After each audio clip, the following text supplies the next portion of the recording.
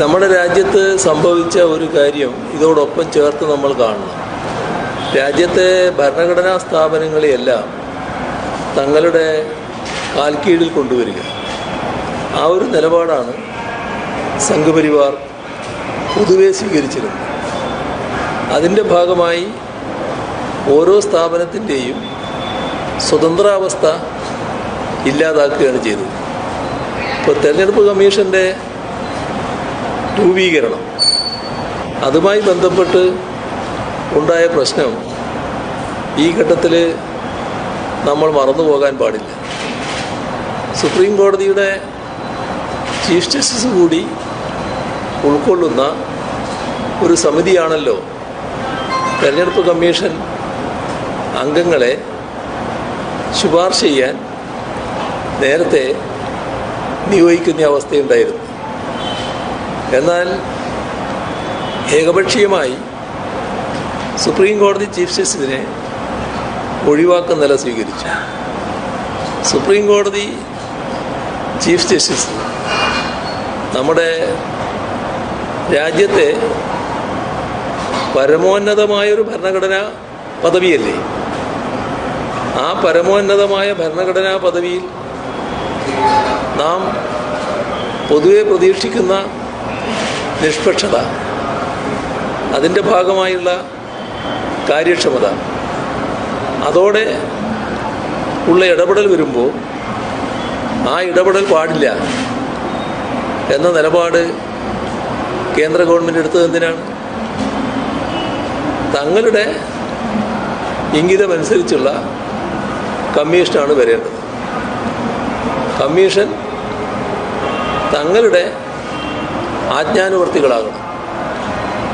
ഇതിൻ്റെ ഭാഗമായാണ് തെരഞ്ഞെടുപ്പ് കമ്മീഷൻ രൂപീകരണത്തിനുള്ള സമിതി തന്നെ ആ തരത്തിലേക്ക് മാറ്റിയത്. അതുമായി ബന്ധപ്പെട്ട് പിന്നീട് നടന്ന കാര്യങ്ങൾ ഓരോന്നും പരിശോധിച്ചാൽ ഒരുപാട് ചട്ടലംഘനങ്ങൾ കേന്ദ്ര ഗവൺമെൻറ്റിൻ്റെ ഉന്നത സ്ഥാനങ്ങളിലിരിക്കുന്ന വ്യക്തികളിൽ നിന്നും ഉണ്ടായിട്ടുണ്ട്.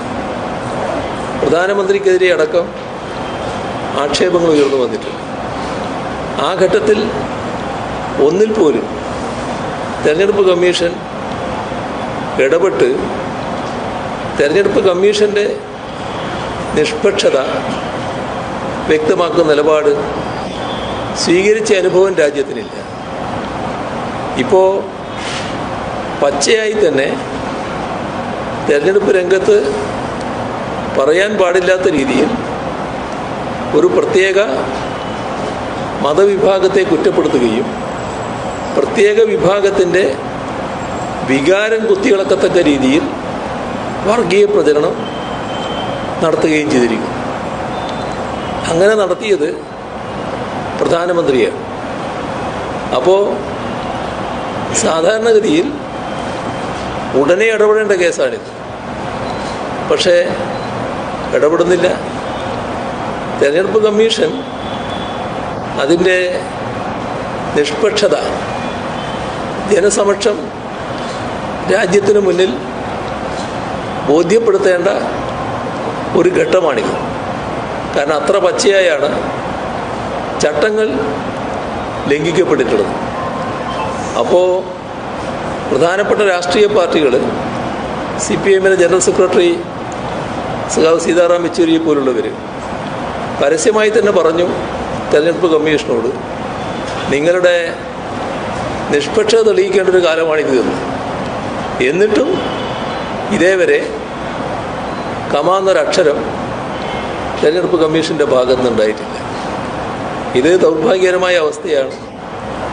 സ്വാഭാവികമായും പരമോന്നത കോടതിയുടെ മുന്നിൽ ഈ വിഷയങ്ങളെല്ലാം ചർച്ച ചെയ്യപ്പെടേണ്ടി വരും എന്നത് തന്നെയാണ് നാം കാണേണ്ടത്. അതോടൊപ്പം തന്നെ ഇത്തരത്തിലുള്ള നിലപാട് സ്വീകരിക്കുന്ന BJP-ക്കെതിരെയുള്ള പൊതുവികാരം അത് കൂടുതൽ ശക്തമാവുകയാണ്, പ്രബലമാവുകയാണ്. അതിൻ്റെ ഭാഗമായി കൂടുതൽ ഒറ്റപ്പെടുന്ന അവസ്ഥയാണ് BJP-ക്ക് സംഭവിക്കുകയും ചെയ്യുക.